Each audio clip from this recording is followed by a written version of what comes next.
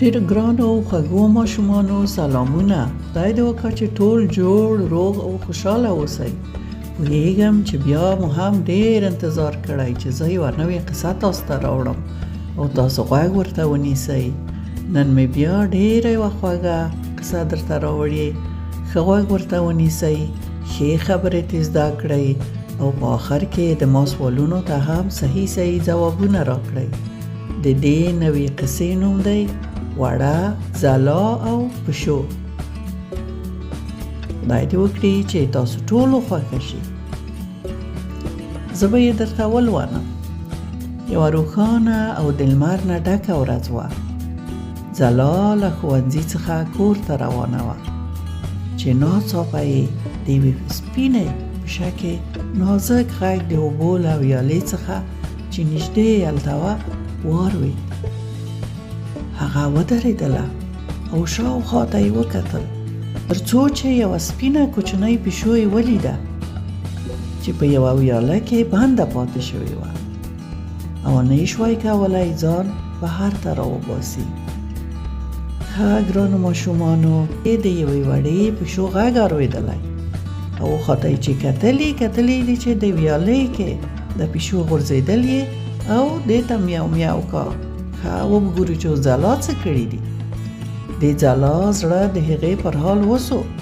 پرته له دې چې څه فکر وکړي ټیټه شوه او هغه یې راویستله.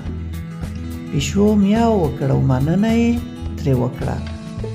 ځلا ورته وویل چې راځه زما سره ولاړه شه زما کور ته.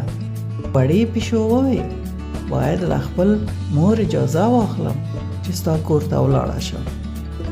ځلا په تعجب سره مسکا وکړه چې پیشو هم خبرې کوي او ویې لیدل چې پیشو د ګلانو لور ته روانه شوه او له نظره یې ورکه شوه. ښه واورېدل ماشومانو، څومره خوږه قصه ده. څومره دغه پیشو هوښیاره وه. بدون د دې د مور د اجازې نه د ځلا سره نه تلله. اوس به نوره قصه درته ولولم چې نورې څه خبرې دي په دې قصه کې. هغه شپه ځلا ونه شوای کولی سپینه پیشو له ذهنه وباسي. د خوب په ځای کې هغې خیال کاوه چې پیشو یې په غېږ کې ولي، نرمه او آرامه، او هغه یې نوازش کوله. خو هغې په زړه کې دا خبره هم کوله که پیشو سبا بیرته رانشي یا شاید ورکه شي. د ځلا خوبونه د هغې په اړه وو. ځلا سبا ته د قوي تصمیم سره ویښه شوه چې نن باید بیرته پیشو پیدا کړم، نو هماغه ځای ته ورځم. کله چې ځلا له مکتب نه رخصت شوه په بیړه هماغه ځای ته ولاړه چې تېره ورځ یې پیشو لیدلې وه. خو د سپینې پشکې په ځای بله پیشو چې لږ توپیر یې درلوده څرګنده شوه او د هغې څخه په چټکۍ سره لرې شوه. ځلا پرته له دې چې فکر وکړي د هغې پشکې په لټه کې شوه او ګمان یې کاوه چې شاید هماغه سپینه پیشو وي، د دې کور ته ورسره ولاړه شي. هغه په چټکۍ سره روانه شوه او پیشو یې تعقیبوله. خو پیشو د اوږدو وښو او د ځنګل پر لور ننوته او ترې ورکه شوه. ځلا ژر احساس وکړ چې د کور نه ډېره خورا لرې تللې ده. شاوخوا لوړې ونې د لارې دواړو لوریو ته ولاړې وې چې لاره یې تیاره کړې وه، نو ځکه ځلا نه پوهېده چې چیرې ده.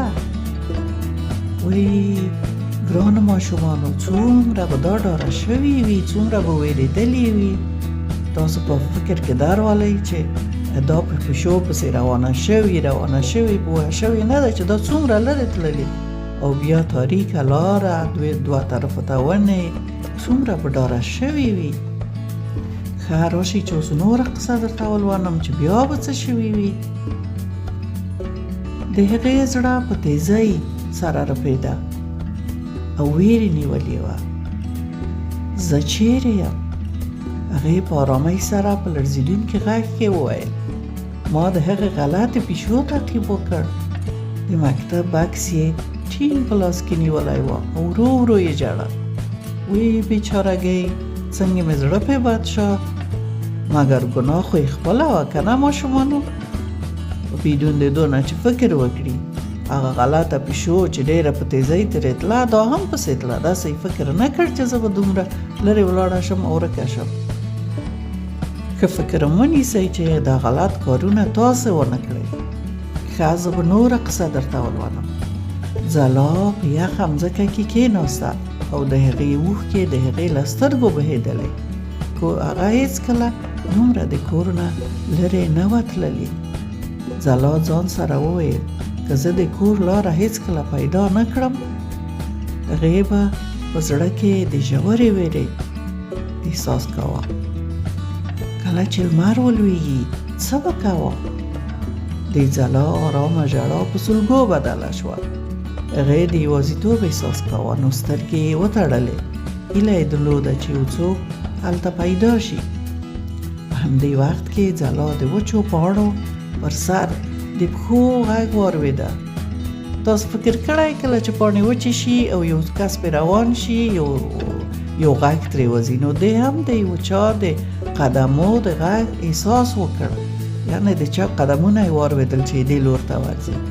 کله چې هغې سترګې پرانیستلې خپل بابا یې ولید. څومره ښه څومره ښه، څومره به خوشحاله شوي وي چې د بازار څخه د سودا د کڅوړې سره د هغې په لور راځي. هغه ژر د ځلا خواته ولاړ او په اندېښنه سره یې ګونډې ووهلې. ولې ژاړې زړه سره؟ دلته ته څه کوې؟ د کور نه دومره لرې؟ د هغې اوښکې یې پاکې کړې. ځلا په ژړا سره وویل زه د پیشو په لټه کې وم، خو ما غلطه پیشو تعقیب کړې ده. بابا یې په مسکا سره وویل نور اندېښنه مه کوه، زه دلته یم. کور ته به ولاړ شو، سبا به بیرته دواړه یو ځای پیشو پیدا کړو. هغه د ځلا لاس ونیوه، د کور خواته روان شو. ځلا چې د بابا سره وه بیرته د امنیت او د آرامۍ احساس یې وکړ. دوی خپل کور لوري ته ولاړل. دومره تیاره شوه چې په اسمان کې ورو ورو ستوري ښکاره شول. کله چې دوی کور ته ورسېدل، مور یې د بابا نه پوښتنه وکړه چې ځلا د چیرته پیدا کړه، او بابا هم ټوله قصه ورته وکړه. او ځلا یو مهم درس زده کړ، باید ډیره لرې ولاړه نشي. بدون د خپل مورجان او پلارجان له اجازې او د کورنۍ د خبرتیا نه یوازې باید ډیره لرې ولاړه نشي. او کله چې مرستې ته اړتیا لري له مشرانو غوښتنه وکړي چې د دې سره مرسته وکړي. سبا بیا د ویالې ته نږدې ورځي، خو دا ځل به یوازې نه، د بابا سره به ورځي. ښه ګرانو ماشومانو، ستاسو خوږه قصه همدومره وه. نو خدای دې وکړي چې تاسو خوښه شوي وي او ډېر څه مو ته زده کړي وي. زه به اوس څو پوښتنې وکړم، تاسو ځوابونه خپل مورجان پلارجان ته ورکړئ، ځکه زه یې تاسو ښکلي غږونه نشم اورېدی. لومړۍ پوښتنه، ځلا سپینه وړه پیشو چیرته ولیده؟ دوهمه پوښتنه، ځلا دوهمه ورځ ولې ورکه شوه؟ درېیمه پوښتنه، کله چې ځلا د کور نه ډېره لرې ولاړه څه احساس یې کاوه؟ څلورمه پوښتنه، ځلا سره چا مرسته وکړه؟ پنځمه پوښتنه، ځلا په څه کار پښیمانه وه او څه تصمیم یې ونیو؟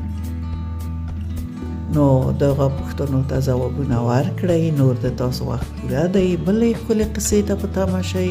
الله مو مل.